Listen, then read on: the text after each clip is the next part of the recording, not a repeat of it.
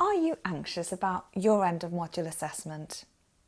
Then come along to our Student Hub Live workshop on the evening of the 8th of May, where Isabella and I will share some advice about creating a strategy to get the work done, discuss how to include a holistic perspective that is often required so that you can produce your best ever EMA yet. One of the most useful things from these workshops is to share what's worked for you with others, and you might also pick up some ideas to try yourself.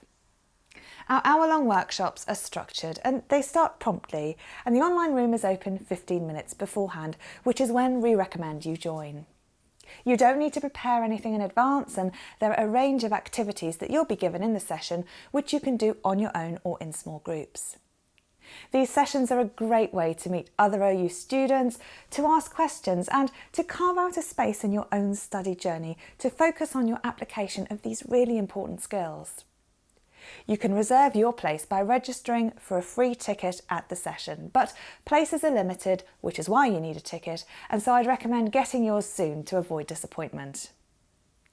You gain most by attending, but if you can't make it, you can watch the taught part of the session later on Catch Up, as well as the other workshops that we've run in the past.